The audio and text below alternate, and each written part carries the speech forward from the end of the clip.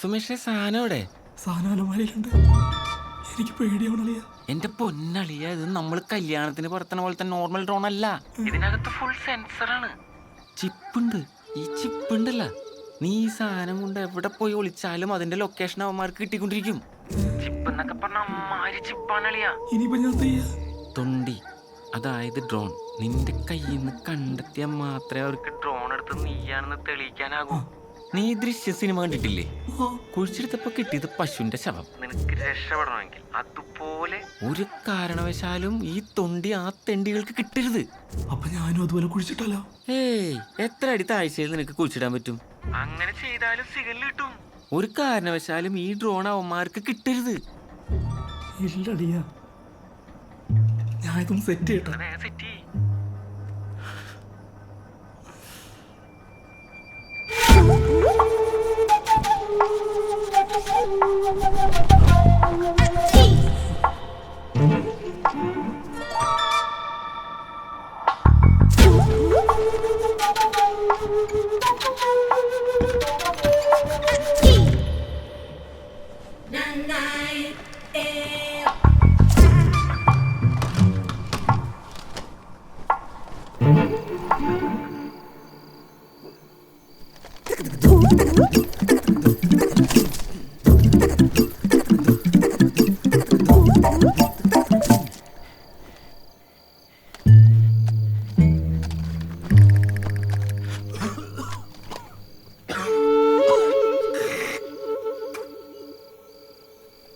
എന്തിനാ എന്റെ ഹാൻഡിലിടണേ? അവന്റെ ഹാൻഡിലിട്ടാ പോലെ. കറക്റ്റ്. നിന്റെ കിണറാ സേഫ്. ജമാത്ത് പറ്റില്ല.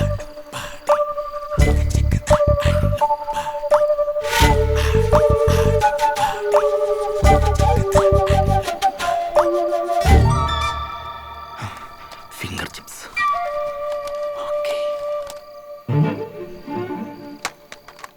അയ്യോ, ഇനി ഞാൻ പറ്റു കൊണ്ടാറാം.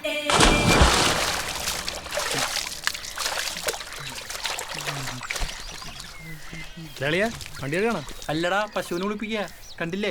അല്ലളിയ, ഇവിടുത്തെ കിണറെങ്ങനെ വേനൽക്കാലത്ത് പറ്റുമോ? എന്തേ പറ്റിക്കണ? ഇവിടുത്തെ കിണറും കുളവും പുഴയൊക്കെ പറ്റുമ്പോഴേ ഉള്ളിലൊരു ടെൻഷൻ. എന്തല്ലയാ, നിനക്കിപ്പോ ഭയങ്കര പരിസ്ഥിതി സ്നേഹമുള്ള. ആ, അടിക്കാത്തോണ്ടോ തോന്നുന്നു. വല്ലാത്ത പരിസ്ഥിതി സ്നേഹം. നല്ല കാര്യ.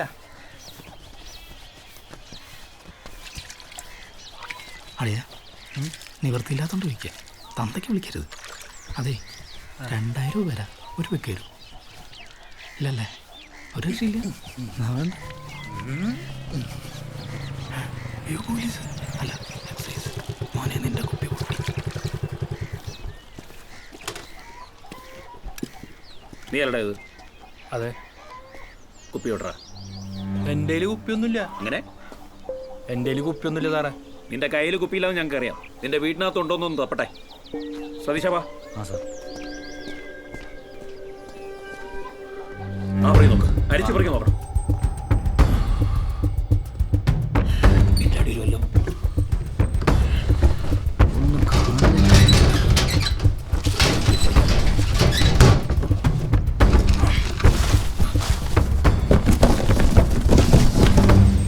കിടിയിലവിടെ. അവിടെ ഒന്നും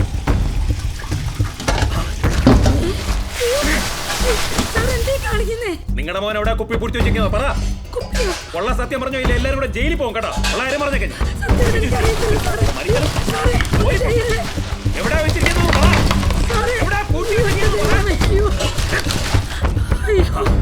ഇവിടെ ഒന്നുമില്ല സാർ. എവിടെ വെച്ചിരിക്കുന്നു? പറ. അതിന്റെ മോനെ എവിടാ കുപ്പി? പറ. കുപ്പിയൊക്കെ ഞാൻ അടിച്ച് തീർത്ത് സാറേ. എന്നിട്ട് ഇതവിടെ ഉള്ളേ. നീ ഒന്നും കുപ്പി അടിച്ചിട്ടില്ലെന്ന് എനിക്കറിയാം. പിന്നെ നീയൊക്കെ എവിടെ കൊണ്ട് താഴ്ത്തിയാലും ഞാനത് പൊക്കിയിരിക്കും. ഇതെന്റെ നിലനിൽപ്പിന്റെ പ്രശ്നമാണ് കേട്ടോ.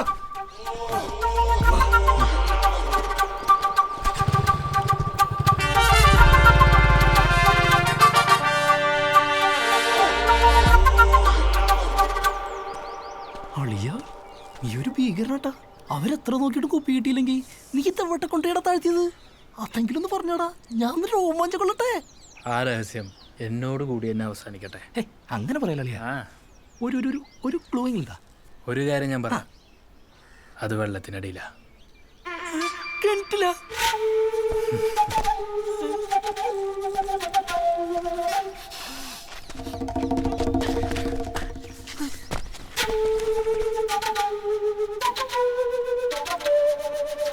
ശുക്ര, ഞാൻ പെട്ടു.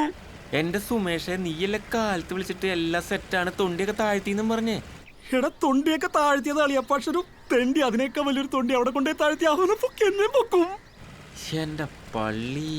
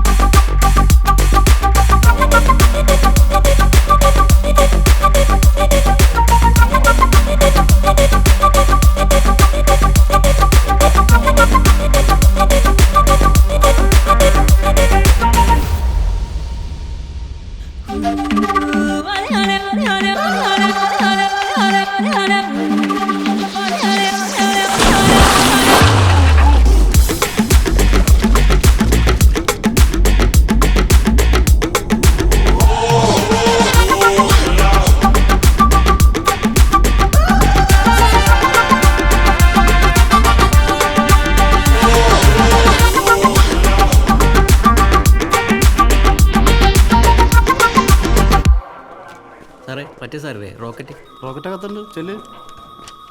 ഷിബു സാറുണ്ടോ? ഷിബു സാറില്ലല്ലോ. മനുവാ, എന്താടാ? സാറേ, ഒന്നുകിൽ എനിക്ക് എൻ്റെ പഴയ ഡ്രോൺ കിട്ടണം, ഇല്ലേ പുതിയ വാങ്ങിച്ചു തരണം. നാളെ വൈകുന്നേരം വരെ ഞാൻ നോക്കും. ഇല്ലെങ്കിൽ ഈ ഫൂട്ടേജ് എടുത്ത് ഞാൻ ലോക്കൽ ചാനലുകാർ കൊടുക്കും. നോക്കിക്കോ, 50,000 രൂപയെങ്കിലും കിട്ടുമല്ലോ. എനിക്കും വേണ്ടേ സാറേ നിധി. മനുവനെ, അത് മാത്രം ചെയ്യരുത്. ചെയ്യും. എന്റെ 3 മാസത്തെ സാലറി കൂട്ടിയാൽ പോലും ഈ ഡ്രോൺ വാങ്ങാനുള്ള പൈസ തികയില്ല. തേങ്ങ. പോലീസ് ഇൻസ്പെക്ടറാണെന്നേ ഉള്ളൂ. ഹൗസിംഗ് ലോൺ, കാറിന്റെ അടവ്, പിടുത്തം എല്ലാം കഴിഞ്ഞ് വളരെ തുച്ഛമായ തുക കൊണ്ട് ജീവിക്കുന്ന സാധാരണക്കാരായ മനുഷ്യരാണ് ഞങ്ങൾ. ഇത്രയും കാലത്തെ സർവീസിനിടയിൽ ഇന്നേ വരെ ഒരു രൂപ പോലും കൈക്കൂലി വാങ്ങിയിട്ടില്ല.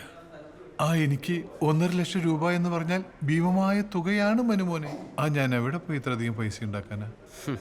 കമ്മീഷണർ ഇൻസ്പെക്ടർ ബലറാമൊക്കെ കണ്ടപ്പോൾ ഞാൻ വിചാരിച്ച് പോലീസുകാരൊക്കെ വലിയ സംഭവമാണ്. ഒരു കുന്തമല്ല. ഡ്രോണൊക്കെ പോയതല്ലേ സാറേ. നിങ്ങളെ കൊണ്ടൊന്നും ഒരു ഉണ്ടേ നടക്കൂല സാറേ. മനുവനെ, ഞാൻ പറയുന്നതൊന്ന് കേൾക്ക്. സാർ എന്ത് ചീഞ്ഞ സെന്റിമെന്റ്സ് പറഞ്ഞാലും ശരി, നാളെ 6 മണി അതിനുള്ളിൽ എൻ്റെ ഡ്രോൺ കിട്ടണം, അല്ലെങ്കിൽ എനിക്ക് എൻ്റെ കാശ് കിട്ടണം. സാറേ, എനിക്ക് വേറെ വഴിയില്ല. ഞാൻ ആ വീഡിയോ എടുത്ത് ചാനലുകാർ കൊടുക്കും. മനുവനെ, ഒന്ന് പോ സാറേ. അയാളുടെ പത്തനാപുരം രാജാവിന്റെ പണിയാണല്ലോ സാറേ.